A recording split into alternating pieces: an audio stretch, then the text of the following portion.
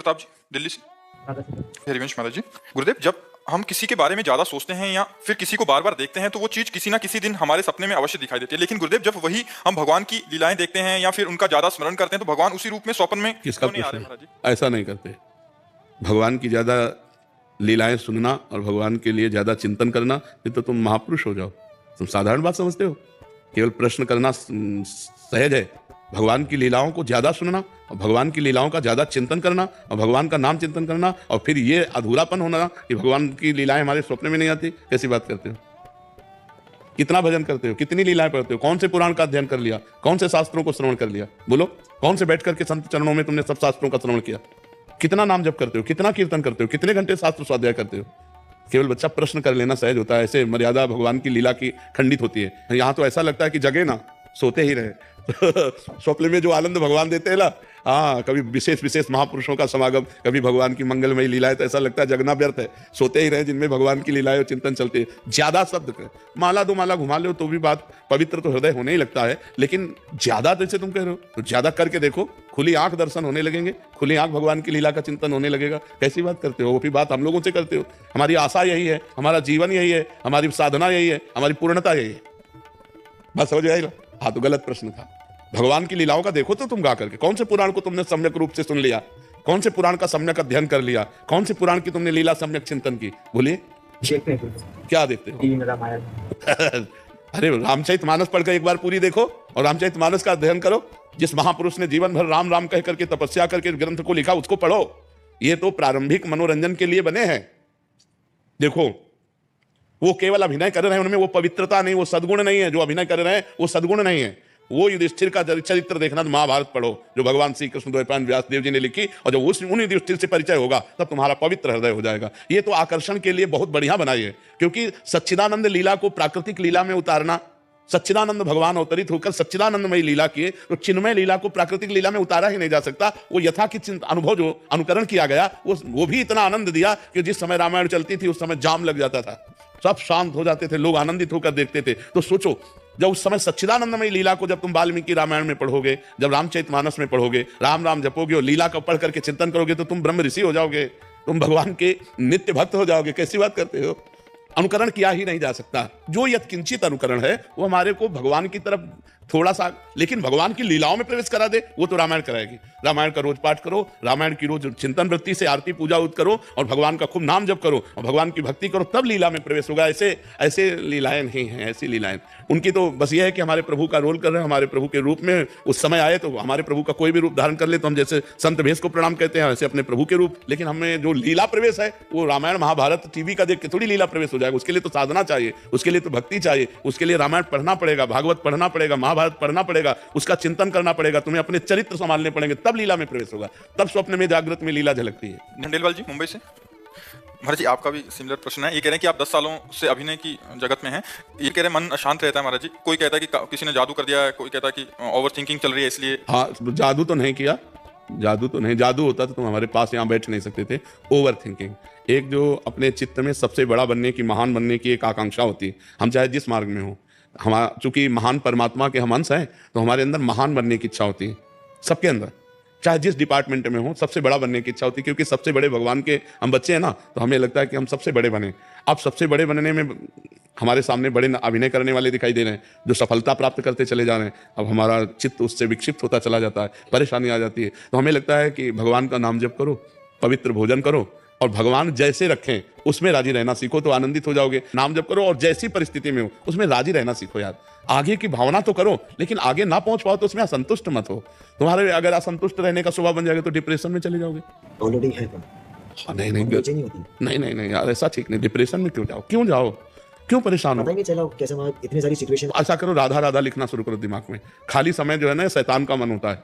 अगर खाली छोड़ दो ना, फिर मन शैतानी करने लगता है, बदमाशी करने लगता है, ओवर थिंकिंग में फंसा देता है। ये आप जपो, थोड़ा मन पवित्र होगा तो आपको आनंद मिलेगा। राधा देखो, आंखों के सामने लिखो राधा, आंखों से ही लिखो।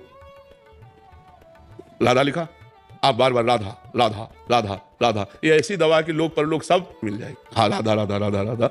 अब आके वृंदावन में आए हो तो मंगल तो होगा ही। भगवान और संत दरबार में आने से मंगल तो होता ही है। मंगल ना होता तो आप क्यों आते? डॉक्टर के पास जाते जादू टोना, और जादू टोना नहीं, क्योंकि मैंने काफी सारे लोगों को दिखाया था, एस्ट्रोलॉजर को दिखाया था, पंडित को दिखाया था, तो सबने ये कहा कि कोई काला जादू है जिसकी वजह से आपके परिवार कुछ नहीं, रुपया खसीटने के लिए सब काला जादू है। कोई काला जादू नहीं, कोई तमाशा नहीं, कोई भूत प्रेत नहीं, कोई तुम्हारे ऊपर कुछ नहीं किए। हम तुमसे कह रहे, पक्की बात समझ लो। जो भी काम करता हूँ मुझे काम मिलता है, पर वो काम जल्दी बंद हो जाता है। हाँ ठीक है, तुम राधा नाम जप करो, सुबह उठ करके 5 भक्तों के नाम ले लिया करो, जो भगत तुम्हें याद आवे। कुछ भगत याद हैं? एक को भगत याद नहीं। देखो हम तुम्हें नाम बताए, स्वामी हरिदास जी, चैतन्य महाप्रभु जी, नित्यानंद महाप्रभु जी, नागरी दास जी, हरिवंश महाप्रभु, 5 नाम कोई, जैसे ये याद कर लेना। 5 भक्तों का सुमिरन रोज करो और राधा नाम का सुमिरन करो और 10, 15, 20 मिनट व्यायाम करो। व्यायाम करते हो? अब यार नहीं, 10, 15, 20 मिनट व्यायाम करो, शरीर को थोड़ा अब ऐसे बुझे से यार, बुझे से जीवन बुझाने के लिए। और व्यायाम करके नाम जप करते हुए कोई ना कोई दिनचर्या में लगे रहो, फालतू मत बैठो, खाली मत बैठो। खाली हो तो शास्त्र स्वाध्याय करने लगो, ठीक है ना, और प्रसन्न मन से रहो। और आज हम तुम्हें कह रहे हैं ना, कोई जादू तुम्हारे ऊपर है ना, कोई काला जादू है ना पीला जादू है, कोई जादू नहीं। हम तुम्हें जो बता रहे हो मान लो, कोई जादू नहीं, किसी की बात मत मानना। जो झाड़ फूक करवाए कोई फर्क पड़ा? दवाई ले तो फर्क क्या पड़ेगा? फिर करवाया नहीं वो। अरे यार, अगर तुम ऐसी ऐसी जगह फंस जाओगे तो नींबू की तरह निचोड़ लेंगे, होगा कुछ नहीं। केवल रुपया लेने के लिए सब होता है, कोई काला पीला जादू नहीं होता। नाम जप करो, काला पीला जादू कुछ नहीं कर सकता। ऐसे देखो, हम तुम्हें बताएं, जैसे हम तुम्हारा बुरा चाहें और तुम नाम जप करो, तुम्हारा बुरा होना नहीं है, तो हम लाख चाहे नहीं हो सकता। अगर तुम्हारा बुरा होना है और मेरी चाह हुई और दोनों मिल गई तो तुक्का लग गया। मेरी चाह से तुम्हारा बुरा नहीं हुआ। को न काहू के सुख दुख कर दाता, निज कृत कर्म भोग सुन भ्राता। खिलवाड़ का विषय थोड़ी, भगवान का भजन है। भगवान का हम लोग ऐसे रहते हैं क्योंकि भगवत बल है, भगवान का भजन का बल है। अगर तुम दुष्टता के ऊपर उतर जाओ तो फिर हमारी एक आया था, हमने कई बार बताया सत्संग में, वो गाड़ी से आया, वहां जूते पहन के नहीं जाया जाता था। हम बैठे थे, सेनपुर में था, तो हमने कहा कि भाई ये मोटरसाइकिल रोक, जूते पहन के क्यों आ रहा है? और 8-10 लोग बैठे थे और वो कई कत्ल किए हुए था। तो हमारी तरफ ऐसे देखा जैसे कोई मुर्गे को देखता है हलाल करने के लिए, और वो गया, जूते उतार दिए और गया। फिर आया, जूता पहना और वहीं गाड़ी से हमका, या गाड़ी स्टार्ट नहीं होगी, बाहर होगी। गाड़ी स्टार्ट ही नहीं हुई, उसको घसीट के ले जाना पड़ा। भगवान वचन पूरा करते ना।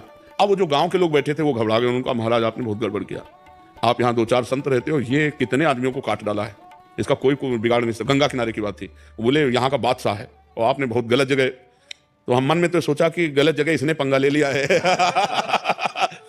सुबह हम गंगा स्नान करके अशोक वृक्ष के नीचे, उस समय भी जटाएं थी, और शांत पद्मासन में बैठे थे कि खुर खुर पत्तों में जूते की आवाज आती है ना, मुझे लगा कोई आ रहा है। तो तुरंत कनेक्शन लगा, हमका कल वाला वो पुरुष तो नहीं है। तो ऐसे देखा तो वही था। तो एक बार मन में, मनुष्य होने के कारण एक बार मन में ऐसा लगा कि यार अच्छा विघ्न उपस्थित हुआ। वो नजदीक आया, बोले ए बाबा जी। हाँ भाई। उसने चाकू निकाली, इतनी बड़ी चमचमाती सामने रखी, बोले इसको जानते हो? हाँ चाकू कहते हैं। पिस्तौल निकाली ऐसे, उसने ऐसे, इसको जानते हो? सामने रखे, बैठ गया। क्योंकि वो निर्दयी आदमी। अच्छा हम अकेले, वो ना डंडा ना कुछ, हमारे पास तो डंडा भी नहीं, कमंडल रखा था गंगा जल का। हमका बस दिखा चुके, बोले हमका कमंडल का ढक्कन खोला, हमका इसको जानते हो? हमका गंगा जल है, तुम ऐसे बाबा जी ना समझ लेना, तू है और मैं हूं। चल पिस्तौल उठा और चाकू उठा, और मैं 5 बूंद गंगा जल केवल लेता हूं। ये खिलवाड़ संत महात्मा बदल का खिलवाड़ ले। तो ऐसा लेके कोई जादू टोना काल ऐसा हो ना, तो भगवान के भक्तों को, संतों की महिमा सब ऐसे नहीं, खिलवाड़ नहीं। हम लोग ऐसे रहते हैं, लेकिन अगर अपने पे आ जाए तो सामने वाला टिक नहीं सकता। तो ऋषियों ने जो साप दिया है वो व्यर्थ क्यों नहीं गया? क्योंकि उनके पास तप है, उनके पास भजन, उनके पास साधना है। तो ये बात तो तुम भूल जाओ कि तुम्हें किसी ने कोई जादू टोना किया, आज से बिल्कुल निर्भीक। हाँ, तुम्हारा जो चिंतन है उसको तुम संभालो, राधा राधा राधा राधा उसमें। और खान पान ठीक करो। मांस खाते हो? मैं खाता था, अब छोड़ दिया। आज से छोड़ रहे हो या पहले? नहीं, आज से नहीं, मैं हो गया। और शराब? अब शराब मांस मत खाना और राधा राधा नाम जप करना, और कुछ दिन में सब सही होने लगेगा। धीरे धीरे नाम जप करते रहो, प्रसन्न रहो, आप चिंता नहीं करती। अरे शरद श्रीवास्तव जी, जबलपुर से। महाराज जी, मैं एक विद्यार्थी हूँ। महाराज जी, मेरा प्रश्न है कि विद्यार्थी की असली परिभाषा क्या है? परीक्षा में अच्छे अंक प्राप्त करना या फिर समाज में एक अच्छा व्यक्ति बनना? दोनों बातें। समाज विद्या विनय संपन्नम, विनयी बनाती है विद्या, विद्या विनयम ददाती। अगर विद्या विनय संपन्न ना करे तो विद्या क्या है? तो समाज में हमारा व्यवहार विनय पूर्वक होना चाहिए, मर्यादा पूर्वक होना चाहिए, और पढ़ाई में अच्छे अंक लाना चाहिए। इसलिए हमको अध्यात्म से भी जुड़ना चाहिए, हमें सत्संग सुनना चाहिए, हमें गीता है, भागवत है, रामायण जी है, इनका थोड़ा थोड़ा अध्ययन करना चाहिए, और अपनी पढ़ाई में पूरा मनोयोग देना चाहिए, और अच्छे नंबर लाना चाहिए। पढ़ाई में अच्छे नंबर लाओ और समाज में अच्छा व्यवहार करो, तभी है। अब ये पढ़ लिख कर डिग्री प्राप्त किए, माता पिता को थप्पड़ मारते हैं, गालियां देते हैं, पढ़े हैं, ये उद्दंडता है। विद्या उद्दंडता सिखाती है कि विनय सिखाती है? विद्या विनयम ददाती। पढ़े लिखे में नम्रता होती है, सम्यता होती है, विनम्र भाषा होती है उसकी। तो आज कहाँ विनम्रता है? पढ़े लिखे लोग अपने मम्मी पापा से ऐसा व्यवहार करते हैं जो होना ही नहीं चाहिए, बड़ा मृदु व्यवहार होना चाहिए। वयो वृद्ध मम्मी पापा, जो दादा दादी, इनसे व्यवहार विनम्र होना चाहिए। तो हमें लगता है कि पढ़ाई में भी अच्छे नंबर लाओ और समाज में भी अच्छा व्यवहार आपका होना चाहिए, तभी आपकी पढ़ाई सफल है, तभी आपका जीवन सफल है। दिव्यांशी जी। ऋषिकेश। राधे राधे महाराज जी। महाराज जी, कठिन समय में राधा नाम से जो हिम्मत मिलती है वो अद्भुत है, परंतु महाराज जी कभी कभी जीवन की कुछ परिस्थितियां इतनी कठिन हो जाती हैं कि फिर विश्वास डगमगाने लगता है, फिर नाम जप में भी उस समय प्रार्थना करनी चाहिए। जब ऐसी परिस्थिति आवे तो भगवान से प्रार्थना करनी चाहिए, श्री जी से प्रार्थना करनी चाहिए। प्रार्थना में बल होता है कि नाथ परीक्षा मत लो, मैं फेल ही हूं, मेरे में सामर्थ्य नहीं कि मैं पास हो जाऊं, प्रभु मुझे बल दो, जिससे या तो विपत्ति हटाओ या समस्या हटाओ, या मुझे बल दो कि मैं इस समस्या में आपका सुमिरन करते हुए निकल जाऊं। नाथ अगर आप मुझे छोड़ दोगे तो मैं गिरी जाऊंगी, मेरे में कोई सामर्थ्य नहीं। प्रभु तो प्रभु से प्रार्थना करो, आप देखेंगे आपको तत्काल बल मिलेगा। प्रार्थना से तत्काल बल की प्राप्ति होती है, प्रार्थना से भगवान का अवतार हो जाता है। सब देवता ऋषि मुनि मिलकर जब भगवान की प्रार्थना करते हैं तो भगवान अवतरित होने के लिए विवश हो जाते हैं। यदि हम भावपूर्वक प्रार्थना करेंगे तो भगवान या तो